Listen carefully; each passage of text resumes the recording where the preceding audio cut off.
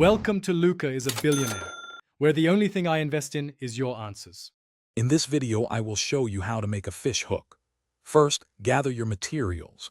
You will need a piece of strong, high-carbon steel wire, preferably around 6 inches in length. You'll also need a pair of sturdy pliers for bending and shaping, and a small file or sharpening stone to create a sharp point.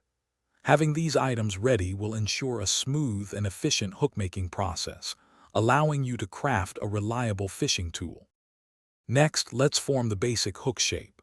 Begin by using your pliers to create a small, tight loop at one end of the wire. This will be the eye of your hook.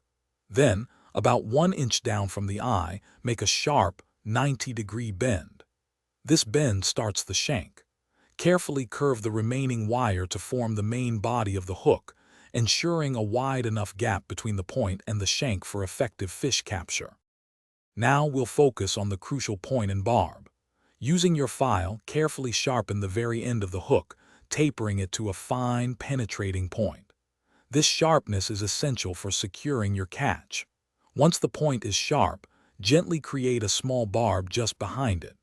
This barb should be a tiny protrusion, bent slightly backward, which will help prevent the fish from slipping off the hook once it's caught, increasing your success rate. Finally, let's add the finishing touches and test your new hook.